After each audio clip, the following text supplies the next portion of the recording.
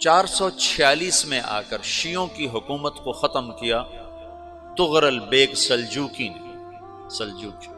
Seljuk مسلمان ہوئے تھے محمود غزنوی کے دور میں، سلجوک ان کے بڑے کا نام تھا۔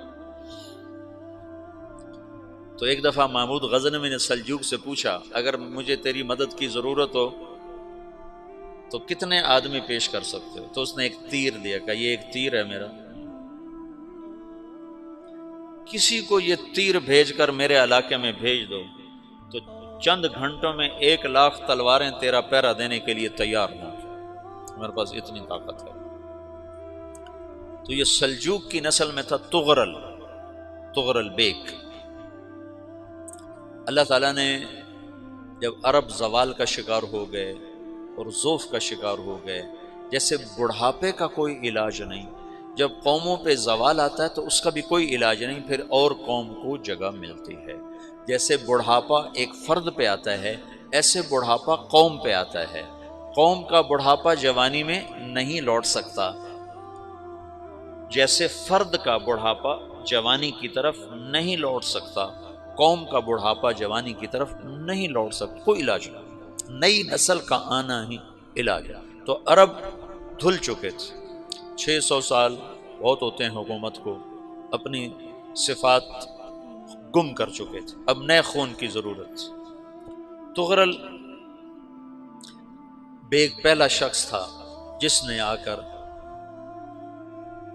اہل السنت والجماعت کو استحکام بخشا، شیعوں کی حکومت کو ختم کیا، بغداد سے، شام سے، ان سارے علاقوں سے۔ صلاح الدین ایوبی نے اسماعیلی شیعہ کی حکومت کو ختم کیا، مصر۔ العاضد ان کا آخری خلیفہ تھا۔ صلاح الدین ایوبی نور الدین زنگی رحمۃ اللہ علیہ کا پروردہ تھا، اس کا دوست تھا، اس کے دوست بھی تھا، بچہ بھی تھا اس کے سامنے، زیادہ لکھنے پڑھنے کا شوق تھا۔ پھر اللہ تعالیٰ نے اس سے کام لیا اور اس کو مصر کا گورنر بنا کے بھیجا، مصر کی مدد کے لیے بھیجا۔ تو وہاں اس نے صلاح الدین ایوبی نے وہاں ختم کیا، تغرل بیگ نے یہاں ختم کیا۔ تو پھر سلجوک جو تھے نا یہ اقتدار میں آئے، ادھر ختم ہو گئی سلطنت بنو عباس کی، مصر ایک چھوٹی سی ترکوں کی سلطنت۔ تو اللہ تعالیٰ پھر مرکزیت کے لیے ایک نظام چلایا، دو لشکر آپس میں لڑ رہے ہیں ایک میدان میں، ایک جنگلی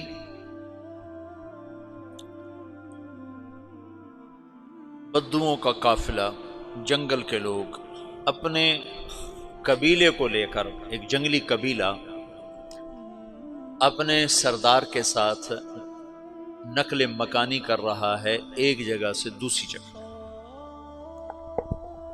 اللہ کا نظام کہ یہ لوگ چلتے چلتے چلتے اس وادی میں پہنچ گئے جہاں جنگ ہو رہی ہے، دو لشکر آپس میں لڑ رہے ہیں۔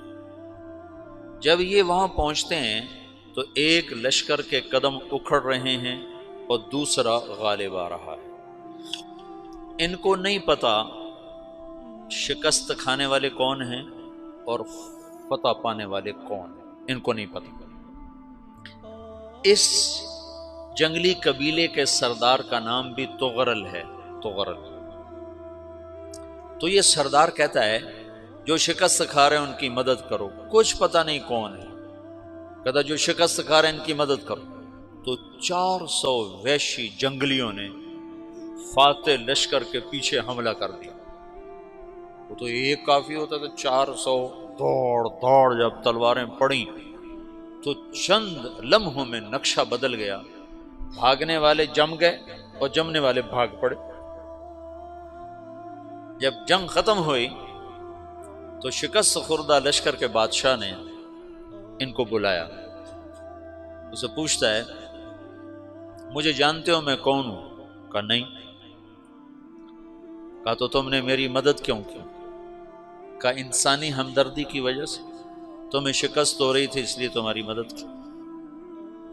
پھر اس نے اپنا تعارف کرایا، میں ہوں سلیمان سلجوکی، ترکی کا بادشاہ۔ مسلمانوں کا لشکر تھا اور تاتاریوں سے شکست کھا رہا تھا، تاتاری فتح پا رہے تھے، مسلمان شکست کھا رہے تھے۔ تو وہ اللہ کی غیبی مدد بن کر آئے، تو وہ اس سے کہتا ہے میرے ساتھ رہنا پسند کرو گے؟ تم نے میرے اوپر احسان کیا ہے، میں اس کا بدلہ دینا چاہتا ہوں، میرے ساتھ رہنا پسند کرو گے؟ کہنے کا کر لوں گا۔ تو اس کو لے کر ترکی آیا، اور استنبول اس وقت روم کی حکومت میں تھا، اسے فتح کیا اس تغرل کے آگے چوتھے پانچویں پڑپوتے محمد فاتح نے۔ تو یہ استنبول ہے، یہ ترکی ہے، بیچ میں ایک چھوٹا سمندر ہے، یہاں ایک جاگیر ہے۔ تو سلطان سلیمان کہتا ہے یہ جاگیر تجھے وقف ہے، ادھر سے رومی مجھے تنگ کرتے ہیں حملے کر کر کے، تو میرا دفاع کرتے رہنا، یہ جاگیر تیری۔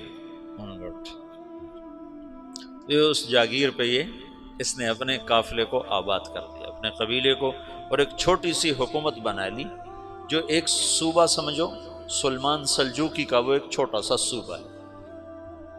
وہاں جب یہ رہ پڑا تو پھر یہ ایک شیخ کے بیعت ہوتا ہے، وہاں شیخ طریقت ہے، ان کے یہ بیعت ہونے جاتا ہے، وہ اس کو رات اپنے پاس ٹھہراتا ہے، تو ایک کمرے میں ان کو ان کا خادم ٹھہراتا ہے۔ یہ جب کمرے میں جاتا ہے تو سامنے دیوار میں طاقچے پر قرآن پڑا ہوا ہے، تو یہ تغرل بیگ کہتا ہے یہ کیا ہے، یہ کیا ہے؟ تو وہ خادم کہتا ہے یہ کتاب اللہ ہے، قرآن ہے۔ اچھا، وہ اس کو وہاں چھوڑ کے باہر چلا جاتا ہے۔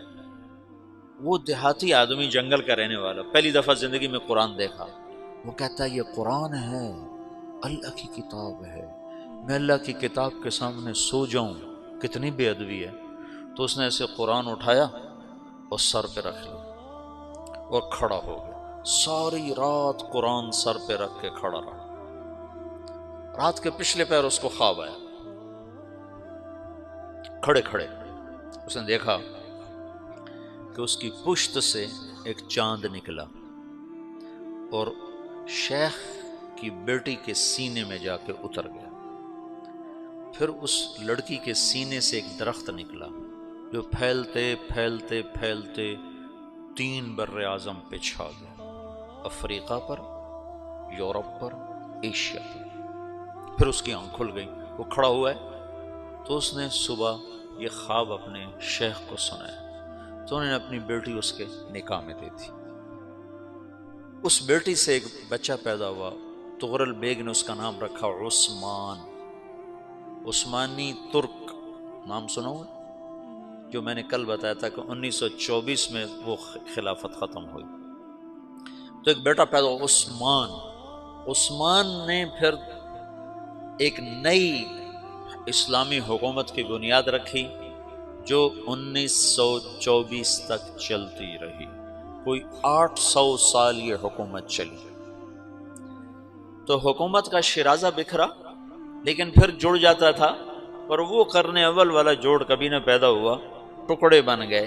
ان ٹکڑوں میں اللہ لوگ پیدا کرتا رہا جو دعوت دیتے رہے، دعوت زندہ رہی۔ جو تربیت کا نظام تصوف کے ساتھ تھا، اب وہ تبلیغ کے ساتھ۔